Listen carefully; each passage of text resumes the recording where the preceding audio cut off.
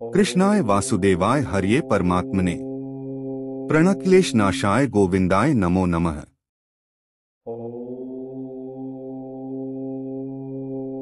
ভগবদ্গীতা অধ্যায় 1 শ্লোক 17 ও তার বিস্তারিত ব্যাখ্যা। কাশ্যশ্চ পরমেশ্বাস শিখণ্ডী চ মহার্থ ধৃষ্টদ্যুম্ন বিরাটশ্চ সাত্ত্বকীশ্চ পরাজিত।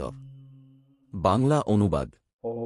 কাশীর রাজা, যিনি একজন শ্রেষ্ঠ ধনুর্বিদ, মহারথী শিখণ্ডী, ধৃষ্টদ্যুম্ন বিরাট এবং অপরাজে সাত্ত্বকী, তাঁরাও শঙ্খধ্বনি করেন। পরবর্তী শ্লোকে বর্ণিত। ব্যাখ্যা। এই শ্লোকে পাণ্ডব পক্ষে যোগদানকারী আরও কিছু গুরুত্বপূর্ণ মিত্র ও যোদ্ধার নাম উল্লেখ করা হয়েছে। এরা সবাই অভিজ্ঞ, বীর এবং কৌরবদের বিরুদ্ধে যুদ্ধের জন্য প্রস্তুত। চরিত্র বিশ্লেষণ। কাশীরাজ কাশ্যপ, কাশী দেশের রাজা। পরমেশ্বাস অর্থাৎ শ্রেষ্ঠ ধনুর্বিদ, তীক্ষ্ণ তীরধনু ব্যবহারকারী, সাহসী ও যুদ্ধকুশলী।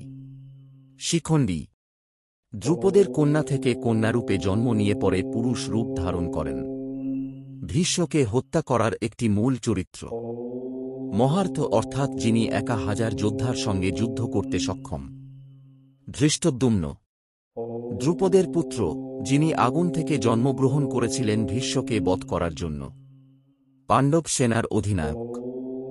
বিরাট, যার রাজ্যে পাণ্ডবরা অজ্ঞাতবাসে ছিলেন। মহাবীর এবং পাণ্ডবদের বিশ্বস্ত মিত্র। সাত্ত্বকী, যাদব বংশের বীর এবং শ্রীকৃষ্ণের ঘনিষ্ঠ সহযোগী। অপরাজে বলেই পরিচিত, অপরাজিত। গভীর ভাবার্থ। এই শ্লোকটি স্পষ্ট করে দেয় যে পাণ্ডবপক্ষ কেবল 5 ভাই নয়, তাদের পাশে দাঁড়িয়ে আছেন বহু বীর, রাজা এবং মহারথী যারা ধর্মপক্ষের জন্য প্রাণ দিতে প্রস্তুত। তাদের অস্ত্র, ক্ষমতা ও সাহস একত্রিত হয়েছে শুধু কৌরবদের বিরুদ্ধে নয়, অধর্মের বিরুদ্ধে সংগ্রামের জন্য। কৌশলগত তাৎপর্য।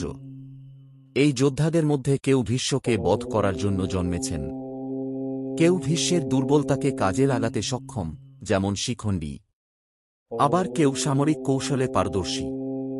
এরা একত্রে যুদ্ধক্ষেত্রে নেমে পাণ্ডবপক্ষকে অপরাজেয় শক্তি ও নৈতিক সমর্থন দেয়। উপসংহার। শ্লোক 17 দেখায় ধর্মপক্ষের সংগ্রামে পাণ্ডবরা একা নয়, তাদের পাশে আছে ভগবান, মহান যোদ্ধারা এবং সুসংগঠিত মিত্রশক্তি।